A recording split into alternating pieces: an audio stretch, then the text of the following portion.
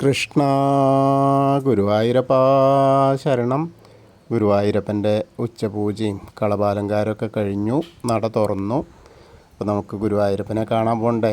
ഗുരുവായൂരപ്പൻ്റെ ചതുർബാഹുവായ വിഗ്രഹത്തിൽ, ആ ദേവകൾ പൂജിതമായ വിഗ്രഹത്തിൽ ഇന്നിപ്പോൾ ഏത് രൂപത്തിലാണ് ഭഗവാൻ ഭക്തരെ കാണാനായിട്ട് നിൽക്കുന്നത്, അനുഗ്രഹിക്കാനായിട്ട് നിൽക്കുന്നത് നോക്കാനായി പോവാം.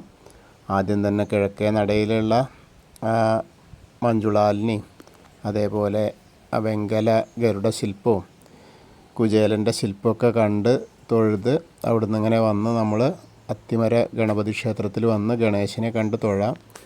സർവ്വവിഘ്നങ്ങളും മാറ്റിത്തരാനായിട്ട് പ്രാർത്ഥിക്കാം. അതിനുശേഷം നമ്മളിങ്ങനെ ഗോപുരവാതിൽ കടന്ന് അകത്തേക്ക് വരിക. അങ്ങനെ അകത്തേക്ക് വരുമ്പോൾ കൊടിമരവും അതേപോലെ വലിയ ബലിക്കല്ലും ഗജരാജൻ കേശവൻ്റെ 2 കൊമ്പുകളൊക്കെ കണ്ട് നമ്മൾ വാതിൽപ്പടി അങ്ങോട്ട് കയറുമ്പോൾ മഹാലക്ഷ്മി ദേവീനെയൊക്കെ തൊഴുത് കേട്ടോ. എന്നിട്ട് വാതിൽപ്പടി കയറുക. ഇടത് വശത്തെ മേൽപ്പത്തൂരിൻ്റെ പീഠവും അതേപോലെ ആ കിടാവിളക്കൊക്കെ കാണാം. വലതേ വശത്തെ ആദ്യത്തെ തൂണും നോക്കിയിട്ട് തൊഴുത് നമ്മൾ ഭഗവാന്റെ ശ്രീലകത്തേക്ക് നോക്കുകയാണ്.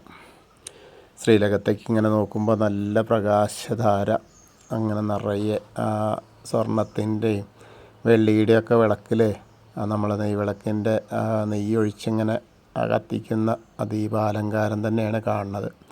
അപ്പോൾ അതിൻ്റെ ഇടയിൽ നമ്മളിങ്ങനെ വിഗ്രഹത്തിലേക്ക് ഇങ്ങനെ നോക്കിയാൽ നമ്മുടെ ഭഗവാൻ പൊന്നുണ്ണിക്കണ്ണനെ ഇങ്ങനെ കാണാം. പൊന്നുണ്ണിക്കണ്ണൻ്റെ കാൽപാദം കാണാം, കാൽത്തളകൾ അണിഞ്ഞിട്ടുണ്ട്.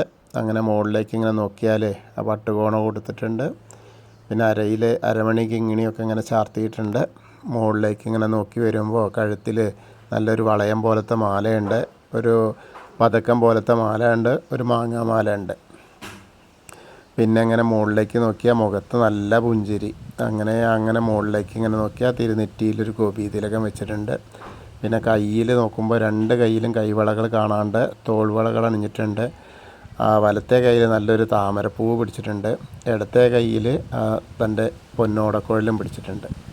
അങ്ങനത്തെ ആ ഒരു നിൽപ്പാണെന്ന് ഉണ്ണിക്കണ്ണൻ്റെ. അങ്ങനെ മുകളിലേക്ക് ഇങ്ങനെ നോക്കിയാൽ മുഖത്തേക്ക് ഇങ്ങനെ നോക്കിയാൽ ചെവിയിൽ ചെവിപ്പൂക്കൾ വെച്ചിട്ടുണ്ട്. പിന്നെ പീലി തിരുമുടി ഇങ്ങനെ കെട്ടിയിട്ട് സ്വർണത്തിൻ്റെ പൊന്നിൻ്റെ കിരീടം ഇങ്ങനെ ചാർത്തിയിട്ടുണ്ട്. അതിൻ്റെ മുകളിൽ തിരുമുടിമാല ഉണ്ട്. തിരുമുടിമാല എന്താ വെച്ചാൽ ഒരു തിരുമുടിമാല ഒരുവിധം നല്ല നിറച്ച വെളുത്ത പൂവും നല്ല കടുപ്പത്തിലുള്ള ചുവന്ന പൂവും നടുക്ക് തെച്ചിപ്പൂവും അങ്ങനെയുള്ള ഒരു തിരുമുടിമാലയാണ്. പിന്നെ അതേപോലെ ഉണ്ടമാലയും ഒരെണ്ണമാണ്. അതും എങ്ങനെയാ വെച്ചാൽ തുളസിയും തെച്ചിയും വെളുത്ത പൂവായിട്ടുള്ളത്, നല്ല തിക്കായിട്ട് എല്ലാം കൂടി അണിഞ്ഞ് അതേമാതിരി മുകളിൽ നോക്കിയാൽ 4-5 ഉണ്ടമാലകൾ, തുളസിയുടെ മാലകൾ ചാർത്തിയിട്ടുണ്ട്. എല്ലാം കൊണ്ടും വളരെ മനോഹരമായിട്ടുള്ള ഉണ്ണിയുടെ കാഴ്ചയാണ്. അത് നല്ല രസമായിട്ടുണ്ട്, ചാർത്തിയിട്ടുമുണ്ട്. അപ്പോൾ എല്ലാവരും ആ ഭഗവാന്റെ സോപാനപ്പടിയിൽ നിന്ന് ശ്രീലകത്തേക്ക് നോക്കുകയാണ്.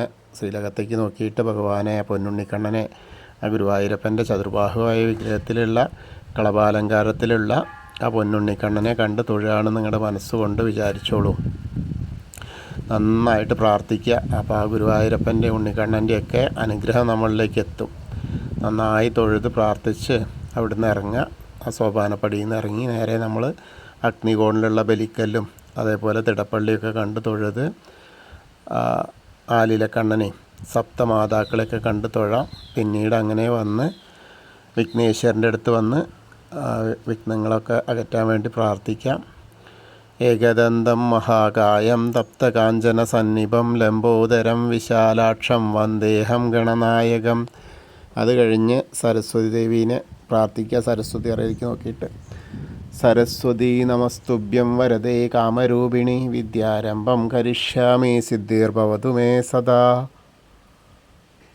അത് കഴിഞ്ഞ് അവിടുന്ന് ഇങ്ങനെ വരുമ്പോൾ മായാദേവീനെയൊക്കെ കാണാം. അതേമാതിരി ആ കോർണറിലെത്തിയാൽ ചെറിയ വിഘ്നേശ്വരനെ കണ്ട് തൊഴാം. പിന്നെ മത്സ്യം, കൂർമ്മം, വരാഹം, നരസിംഹം വരെയുള്ള രൂപങ്ങളൊക്കെ കണ്ട് തൊഴുത് ആ മേൽശാന്തിയുടെ അടുത്തുനിന്ന് അർച്ചന പ്രസാദമൊക്കെ വാങ്ങാം. അത് കഴിഞ്ഞ് വാമന രൂപവും ഗജേന്ദ്രമോക്ഷത്തിൻ്റെ രൂപമൊക്കെ കണ്ട് തൊഴാം. പിന്നീട് അങ്ങനെ വന്ന് അനന്തശായിയായ അനന്തപത്മനാഭനെയും ഗരുഡാരൂഢരായിരിക്കുന്ന മഹാവിഷ്ണുവിനെയൊക്കെ കണ്ട് തൊഴുത് ശ്രീകോവിലിൻ്റെ പുറകുവശത്ത് വന്ന് സാഷ്ടാംഗം നമസ്കരിക്കുക. നമസ്കാരമൊക്കെ കഴിഞ്ഞ് നമ്മൾ മുകളിലേക്ക് ഇങ്ങനെ നോക്കിയാൽ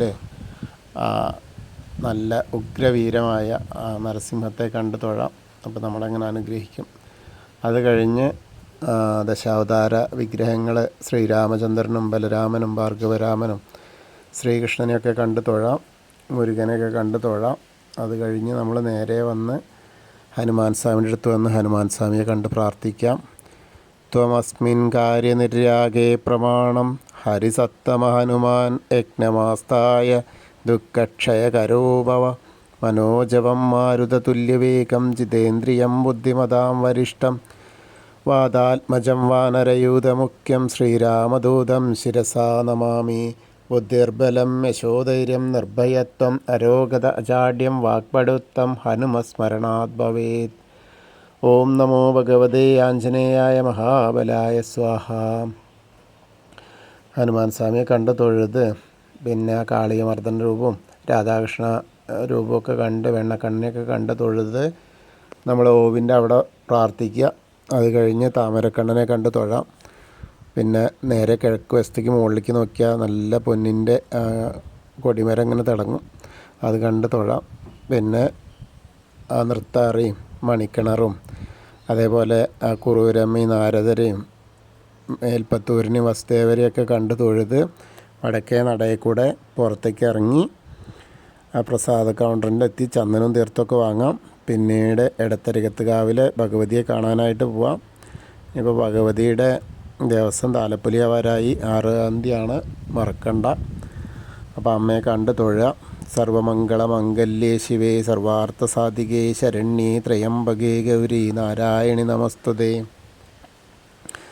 അങ്ങനെ അമ്മയെ കണ്ട് തൊഴുത് അവിടെ നിന്ന് ഇങ്ങനെ വരുമ്പോൾ ആ കോർണറിലെത്തിയാൽ ഒന്ന് തിരിഞ്ഞ് നിൽക്കുക. വടക്ക് പടിഞ്ഞാറ് ഭാഗത്തേക്ക് നോക്കിയിട്ട് മമ്മിയൂർ പോകുന്ന പോലെ ചിന്തിച്ച് മനസ്സിൽ മമ്മിയൂരപ്പനെ സ്മരിച്ച് നമശിവായ നമശിവായ നമശിവായ എന്നുള്ള പഞ്ചാക്ഷരി മന്ത്രം ജപിക്കുക. അപ്പോൾ നമുക്ക് മമ്മിയൂരപ്പൻ്റെ ദർശനം കിട്ടിയ പോലെയാവും. അതൊന്ന് പ്രദക്ഷിണം ചെയ്ത് അവിടുന്ന് കൊടിമരത്തിൻ്റെ അവിടെ വന്ന് വീണ്ടും ഭഗവാന്റെ ശ്രീലകത്തേക്ക് നോക്കിയിട്ട് ആ താമരപ്പൂവും ഓടക്കുഴലും പിടിച്ച് നിൽക്കുന്ന നമ്മുടെ പൊന്നുണ്ണിക്കണ്ണനെ കണ്ട് തൊഴുത് നമസ്കരിക്കാം. പിന്നീട് അവിടുന്ന് ഇങ്ങനെ കൂത്തമ്പലത്തിൽ വന്ന് അവിടെയും ഒന്ന് തൊഴുത് നമസ്കരിച്ച് നേരെ നമ്മൾ അയ്യപ്പൻ്റെ അടുത്ത് വന്ന് അയ്യപ്പനെ കണ്ട് പ്രാർത്ഥിക്കാം, നമസ്കരിക്കാം. ഭൂതനാഥ സദാനന്ദ സർവഭൂതദയാപര രക്ഷ രക്ഷ മഹാബാഹോ ശാസ്തേ സ്തുഭ്യം നമോ നമ.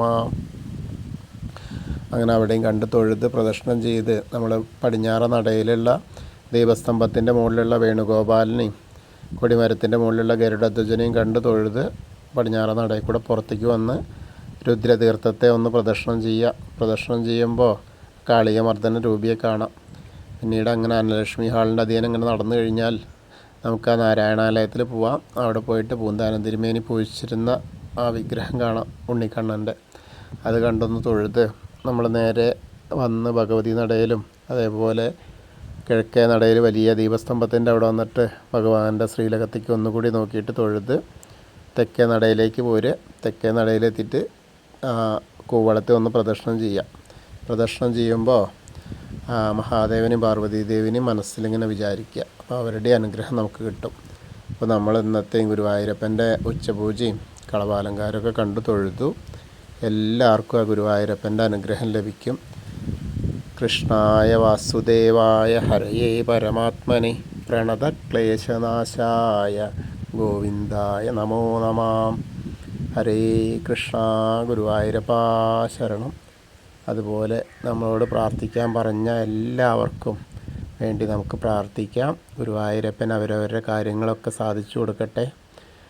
ഹരേ കൃഷ്ണ.